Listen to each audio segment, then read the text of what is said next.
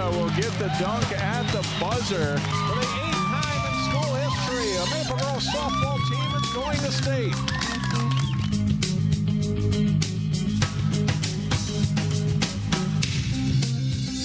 Hello and welcome to Sports Jam. I'm John Jacobson. I'm Jay Wilcox. This week on the show, some big matchups in soccer and girls tennis, plus volleyball and more. And I'll talk soccer with the Maple Grove Crimson boys. And we'll meet two defensive leaders for the 4-1 Champlin Park football program in our Sports Jam Spotlight. And we'll get started with a big matchup in prep football. One of the few schools to come close to Eden Prairie's level of success for a time was Wayzata earlier in the 2000s. The Trojans haven't had as much success of late, but they were off to a 4-0 start when they traveled to Eden Prairie to take on the 4-0 Eagles. Wayzata opens the scoring as Thomas Schmidt finds Deshaun Bush open over the middle. The Trojans take a 7-0 lead after one. In the second quarter, the Trojans extend the lead as Christian Vassar bulls in for the score. He rushes for a hard-fought 108 yards in all. It's 14-0 Wayzata at the half. Third quarter, the Eden Prairie puts together its only scoring drive. Johnny Hartle caps the drive with a 2-yard run. The Eagles are within 14-7. Wayzata's defense is superb in this one. Sam Thomas is stopped in his tracks by Joe Demrow and company. They hold the Eagles to 161 yards of offense for the night. Peter Melquist gives the Trojans some insurance points, knocking through the field goal of 27 yards, and the Wayzata lead is 17-7. And their defense puts the finishing touch on a big win. Loshaka Ropes gets the sack as Wayzata beats Eden Prairie for the first time since 2012. 17-7 is the final.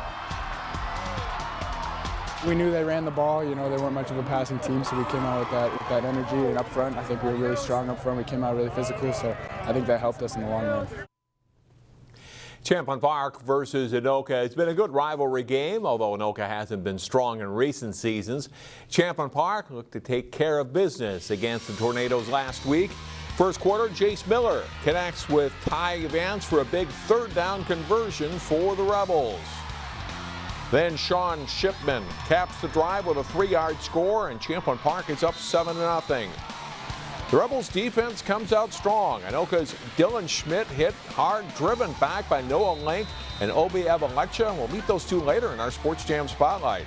Second quarter, the Rebel line opens up a big hole for Shipman. He's gone for 42 yards for his third touchdown of the game. Champlin Park leads 24-0 at halftime. Opening kickoff of the second half, Champlin Park, Tommy Oyara mishandles the kick, slips on the grass, but then picks it up, and watch him go. He'll zip through the Anoka defenders. It's a 95-yard touchdown on the kickoff return, and the Rebels are in control, leading 31-0. Shipman gets loose again here and races 44 yards to the end zone. The junior running back racks up 206 yards and 4 touchdowns, and Champlin Park wins the battle for the paddle, 45-8 the final. The Rebels are now 4-1. Like Wayzata, an experienced Benilde team jumped out to a 4-0 start. The Red Knights figured to be tested when they played host to a good Holy Angels team. Second quarter, Benilde's Camden Royal sweeps around the right end. He races 35 yards for a touchdown. His second of the game at this point. It's 14-0 Red Knights at the half. Royal had a huge night carrying the ball. Third quarter, he makes some nice moves in the open field and gets out to midfield and helps set up his third touchdown of the game. After Holy Angels scored to make it 21-7, their fans were excited, but the Red Knights used the pass to strike back. Nick Peterson to George Wolf. Great catch in the end zone here, and Benilde St. Margaret's leads 28-7 after 3. Royal had an 80-yard touchdown run to start the game, and he caps his scoring with this 91-yard scamper for a fourth quarter touchdown. He rushes for 271 yards in the night. The Red Knights improved to 5-0 on the season with a 37-14 win. The energy in the crowd, in the sideline, they just, giving me confidence, in the execution of my line and receivers blocking. I highly appreciate that, I mean, it was awesome. They're a really good team. We got off to a really good start. This game's always means a ton for us. Holy Angels, a team we've gone back and forth with the last couple of years. Had a couple really close ones, knocked them out in sections. They're a good team, and this is a big win for us. Well, Brooklyn Center has a young team that started off 1-3, although 2 of those losses were close. Their homecoming game didn't go so well, though, as they hosted St. Agnes. The Aggies go with the toss to John Petros, and he has room to run. It's his second TD of the first quarter. The St. Agnes takes a 14-0 lead through 1. Second quarter, and the handoff to Petros produces the same result here. He dashes 31 yards for the score as the Aggies' lead grows to 28-0 on injury-depleted Brooklyn Center. The Centaurs' one big highlight comes on special teams. Quarterback Jalen Simmons, a freshman pressed into duty because of an injury to the starter, rips off an 83-yard kickoff return touchdown in the second quarter. But it's not enough as Brooklyn Center falls to St. Agnes 42-6. Okay, we saw the unbeaten teams, Benilde, St. Margarets, and Wayzata. Armstrong and Bracken also win, and they're 5-0 as well. Yeah, it's been an up year for football, and obviously Champlin Park and Cooper also at 4-1, and a couple of close losses for those teams. We've had a lot of teams really do well. That Benilde Cooper game this week is going to be an interesting one to look at, I think, this season. 3 weeks left in the regular season. It's going to be a lot of fun. That's right. In girls tennis, section team play starts this week. 2 solid teams from our area had a good match to prep for the postseason as Armstrong hosted Maple Grove. Number 1 doubles, Anna Rausch strokes a winner down the line here for the Falcons. Kayla Merrick serves for Armstrong, and Grace Baki rips a return winner for the Crimson. Baki and Ashley Denninger win a close match for Maple Grove. 3 singles, Renee Brunner for Armstrong, Niru Apala for Maple Grove, and Brunner gets the volley winner. Brunner comes to the net again here, but a nice passing shot by Upala. Brunner, though, rolls to a win. 2 singles, Sophie Raven for Armstrong, Emily Carlson for Maple Grove. Raven with a forehand winner here. Carlson with nice touch on a couple shots, and she gets the point, but Raven prevails in 3 tough sets for the Falcons. At 1 singles, a great match between Zoe Adkins of Maple Grove and Nicole Schnesko for Armstrong. Schnesko's big serve sets up a forehand winner here. Adkins plays a great point, ripping a backhand and then finishing with a swinging volley winner. Schnesko is tough from the baseline. She gets on top of this ball for a big winner for Armstrong. But then Schnesko leaves the drop shot high, and Adkins rips a forehand. She wins a tough 3-set battle, but Armstrong wins the match 4-3. At Bracken, the Mustangs tuned up for section competition with a match against a longtime tennis opponent. The Mustangs hosting Visitation. At number 1 singles, Bracken's L.A. Pearl gets on top of this forehand and rips a winner. Then Pearl's serve sets up a cross-court winner. She takes the match over Anna Tucci 6-1, 6-2. 2 singles, Bracken's Britt Helias comes to the net. She'll get the volley winner on Visitation's Alice Ryan. A good rally ends with Ryan's shot going long, and Helgas takes the match 6-1, 6-1. 4 singles, Elizabeth Berman drops a forehand in the corner for a Mustangs point. Then Berman strokes a nice backhand passing shot on her way to a win. 1 doubles play, Amy Hogan serving for Bracken, and then Bristol Engelsman with a nice volley, followed by the smash winner for the Mustangs. Good rally on match point coming up, ends with a forehand winner for Hogan. 6-3, 6-2 win for Bracken that match. They take the team match. 7-0 is the final. And let's hope the weather cooperates for section play this week, John. Looks like some iffy days ahead, but hopefully they'll be able to get some matches in. Stay with us after the break. It's volleyball, swimming, soccer, and more. Welcome back to Sports Jam on CCX. Time to talk cross country, and the Osseo Orioles playing host to a meet. Elm Creek Park, the site, as the girls hit the course first for this one. And it's Osseo sophomore Lex Davis racing to the win easily. Her time is 19:34.8. Holding on for second is her teammate and sister Jules Davis, an 8th grader. Osseo is second as a team behind Centennial. Armstrong places third, and their top runner in this one is Caitlin Osanai as she comes in 7th place for the Falcons. Then it's the boys' turn, and McKinnon McCorrow of Osseo rolls to the win in a time of 16:11.2 as the Orioles take the team title as well. Oli Abate of Osseo is the next local runner there in orange, placing 4th for the Orioles. Some of the nation's top runners and teams were at the Greek Invitational hosted by the University of Minnesota. Cherry Creek from Colorado wins the girls' gold division title. Minnesota teams are 3, 4, and 5 with Wayzata coming in 5th. Maple Grove places 26th. Riley Stewart of Cherry Creek wins it. Abby Nekenicki of Wayzata is the top local runner, placing 4th. Providence Academy was 11th in the Maroon division. Minnesota teams finished 1-2 in the boys' gold with White Bear Lake 1st and Edina 2nd. From our area, Wayzata is 19th and Maple Grove 20th. CJ Young of Maple Grove is the top local runner in 41st.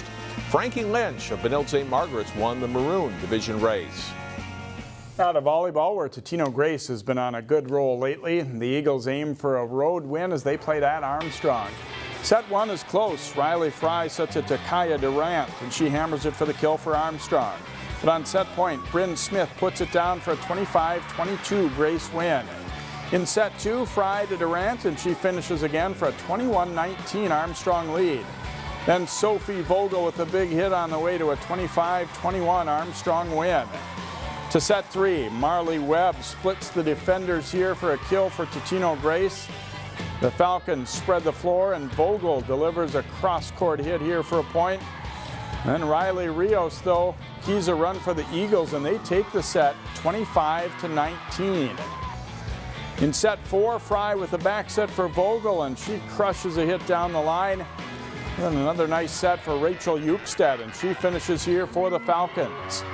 But on match point for Grace, Elizabeth Holscher's serve sets up a kill for Abigail Zaire, and Totino-Grace wins at 25-16 in the match, 3-1. Wayzata's volleyball team continues to roll. The Trojans beat a couple of their big rivals in late conference matches last week. Wayzata looking for a win on Hopkins' home court. The Royals do well in the first set. They get it to Shadir Chut for the kill, and they pull within 18-12.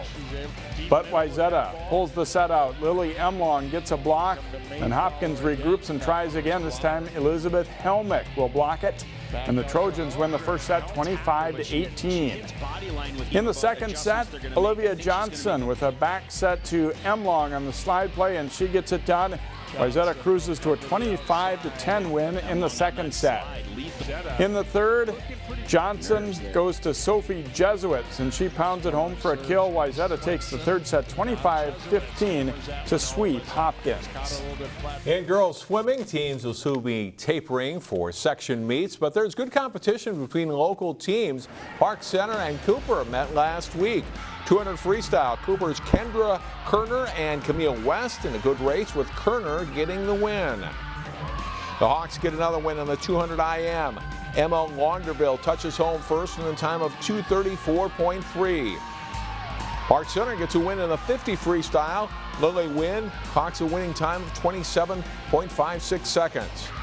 200 freestyle relay, the Cooper team of Launderville, Morgan Stromberg, Claire Stromberg, and Ellie Smith dominate with a winning time of 1:57.43. Cooper's Maddie Monner wins the 100 backstroke. It's her second win of the night. Hawks win the meet 100-74. Now to soccer, where the Maple Grove girls took an early season loss to Centennial, but have not dropped a match since. Crimson at home to face a gritty Totino-Grace team Saturday. Eagles goalie Emma Lehman played a solid game in net. Junior comes up with save after save in the match. Crimson dominated in for long stretches, but there was no score in regulation. In the first overtime, Hannah Zahn's corner kick will be headed into the Eagles' net by Abby Schulte. Great play by Schulte. It's the only goal of the match. 1-0 Maple Grove is the final. Earlier in the boys' game, the Eagles and Crimson with almost identical records coming in. Off a corner kick, the ball deflects to Andy Hicks for a quick volley. Maple Grove takes a 1-0 lead just under 7 minutes in, and that's the score at halftime. And the Crimson pull away in the second. Will Zaver gets a step on the defender and sets up Chris France for the goal. It's a 2-0 lead. Off a free kick, Damon Humphrey sends it on net. It's bobbled by the keeper, and Connor Fournier knocks it in. Maple Grove wins at 4-0. We'll hear from the Crimson later in the show. Breck's boys team moved up to number 2 in the rankings after knocking off then number 1 Blake. Mustangs knew they'd be tested again as they played host to number 3, Waconia. Breck gets a good chance here. Jake Silverman works through the defenders and fires. His rocket hits the crossbar, though. The game is scoreless at halftime. Second half, and Ralph Smits with the corner kick. David Gorman's header is perfect. And the celebration is on as the Mustangs grab a 1-0 lead. But a turnover cost them as Will Faulkman reads it well and speeds to the net. Goalkeeper Gunnar Evanstead gets a piece of it, but the ball trickles over the goal line and in. The Wildcats tie it up 1-1. And they get the winner here as Sam Schmidt's corner kick, perfectly placed as it sneaks under the crossbar. Great match. Waconia hands Breck a 2-1 defeat. The Cooper boys soccer team was looking to snap a 3-game losing streak when they faced Benilde St. Margarets. This one at Cooper, and early in the game, Isaac DePay gets a breakaway and scores for the Hawks. He's fired up. Cooper leads the game 1-0. Both teams get some chances. Cooper's Sam Thurston stops the free kick from Ronan Brew to keep it 1-0 on senior night at Cooper. Second half, and a great goal here. Simon Dyson's free kick is on target. Christian Lemus delivers the beautiful header. Cooper wins its second game of the season, beating Benilde 2-0. In the girls' game, Benilde coming in with just one loss. Benilde's in white. Ashton Lowenberg sends it out to Ava Wagner, and her crossing pass finds Sydney Dries for the tap-in. The Red Knights lead it 1-0. Second half then, and Allie Voss sends it ahead to Wagner, who runs it down and tucks a shot in the far side as the Red Knights beat Cooper 2-0. And John, a very good season for the Benilde girls so far. A few ties in there, but only one loss. Right, and a nice win for the Cooper boys as well. Next up in our Sports Jam Spotlight, meet 2 leaders for a good Champlin Park defensive unit in football. High school football teams have just 3 regular season games left. It's shaping up to be a good year for the Champlin Park Rebels. In this week's Sports Jam Spotlight, meet 2 of the team's big defensive leaders. 16. Their head coach describes them as quiet leaders. Kruder under pressure, down he goes. Evuleocha. But the play of Champlin Park linebackers Obi Evuleocha and Noah Link sounds out loud and clear. Noah Link with the sack. The team's top 2 tacklers have helped lead the Rebels to a 4-1 start. 2 senior leaders know their roles. We got to be communicative to our group, let everybody know what they're supposed to do. We got to be there to make plays. And we also got to be able to, set up plays for other people as well. Obi does a great job of being a leader, and I just try to follow up with him. The D-line does, to be honest, most of the work for us. They clear out all the O-linemen. We're clean most of the time. So it's just so much thanks to them for that. Noah's a great guy. He's smart, he takes good read steps. He does everything well. He's athletic, tall, he can do everything. The big guys up front kind of keep everybody off him, but they flow to the ball. They work very hard. I don't think either of them have missed a snap, you know what I mean? And that's tough at linebacker because they're probably averaging close to, 10+ tackles a game. Obi and Noah are 2 of the Rebels captains from a strong senior class. It's an important role with the team. I take it serious, being a leader is important on the team, and it's vital in leading a team to success and victory. And I think we have some good captains and leaders that are able to do that role. Obi is getting looks from schools to play college football, but has not made any decisions on next year yet. Noah has been accepted at North Dakota State and Iowa State. The 34 ACT student and future engineer says this fall might be the end of the line for him playing football, which brings with it some sadness. I'm kind of torn, but I know that I just got to keep moving forward and not look back on it. But I'm for sure going to miss football. It's just been a huge aspect of my life ever since I started playing like 2nd grade. So it's a big decision, but I just got to keep growing up. There is still a lot of football to be played this fall, and these 2 Rebel seniors want to see it out to the end. We can be as good as we set out to be. I think we have all the guys at all the places, but it's about our mindset and where we want to go. This team can be great. There's so much hard work and talent on it that we could, if we just continue to execute, we could be a great team. The Rebels play on the road this Friday as they travel to Rosemont to take on the Irish. Jay talks soccer with the Maple Grove boys when Sports Jam continues. Well, we're into the final week of the regular season for high school soccer, and we're joined by a couple of the captains for the Maple Grove boys team after an impressive 4-0 win over Totino-Grace. And starting it out with Charlie Miller, you know, how much fun was this game today as you guys beat an opponent that came in with pretty much the same record as you guys? I know, seriously. I mean, we just had a good group of guys, and we've had a very deep bench. I mean, we got JV players out here playing. It's awesome to see. I like it a lot. Overall, how do you feel about the way this team has performed this season heading into this last week? We started off pretty strong. They got a little tough in the middle, but right now we're holding true. So, yeah, I think it's going to go prety well, I think. What do you feel like is kind of the key as you get ready for playoffs? You know, what has to happen for the Crimson to maybe get back into that state tournament? It's just got to be that chemistry, I swear to you. It's just, if everyone's clicking and everyone's together, everyone is like willing to work, put in their 110%, you know, we'll be on top every time. You know, you got a very good test in your next game coming up when you take on Andover, but is that a good thing to get ready for the playoffs, to face a good quality opponent like that too? Oh yeah, we love the competitiveness out here. I mean, every game gets tougher and tougher, but we also just get tougher and tougher as well. We just got to get on top. That's all we got to do. As far as the other teams in your section, you know, who do you think might present the biggest challenge, or who do you think will be up there in the seedings with you?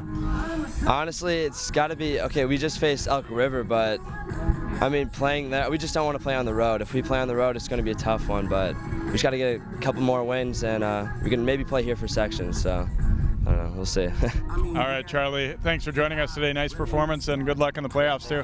And Caleb Robinson, solid job in the back. Obviously, Stevenson Lamar is a great player for them, you know, and you a lot of times were charged with stopping him. How did it work out for you guys? Well, I've played against him the past couple of years, and I think I've learned playing with him. He's a good player, and you just got to stay behind him and don't overcommit, and you'll be fine. So, good team defense today, and overall pretty good game. How do you feel about the way your team's performed this season overall? You know, the record's good, but do you like what you've seen? I think the team thinks we've underperformed, even though with our record, but I think we said today we have 4 more regular season games, or 3 more, and I think the last 3 or 4 games we're really going to act like it's a playoff and hopefully just win. Yeah, your section's kind of a mixture of teams that come from a little farther north and then some that are around here a little bit. Any feel for, you know, who will be the toughest challenger as you guys have to get through? We played Osseo earlier in the year, and we tied them 1-1. So I think that'll be. I'm looking forward to playing them again, and yeah, that should be a good game. And what do you feel like sort of the biggest key for your team as you get into playoffs? You know, regardless of the opponent, what has to happen for you guys to keep advancing? I think we have to defend as a team. Today we scored 4 goals, so our offense is performing. But if we defend as a team and stay as a unit, I don't think anybody can beat us. So looking forward to it. All right, Caleb, thanks so much for joining us, and good luck in the playoffs too. Thank you. Captains for the Maple Grove boys soccer team, as they've had a strong season so far heading into this last week of the regular year, and they look to be a real contender for that Section 8 AA championship.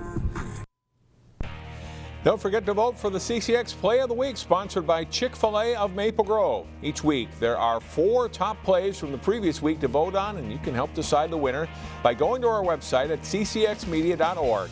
Click on the Sports tab and then the CCX Sports Play of the Week to reveal this week's choices. Those videos for this week are up now. And here's last week's winner, Allie Hinsey of Osseo Volleyball, and her set-winning point against Park Center in the Orioles win over Park Center. Allie's play garnered 875 votes to win. Go vote now. We'll reveal the next winner on the October 7th Sports Jam. Our game of the week is a good rivalry matchup in District 279 football as Maple Grove hosts Osseo. Watch it live on CCX and ccxmedia.org Friday night at 7, or catch the replays. And that's all for today. See you next week on Sports Jam.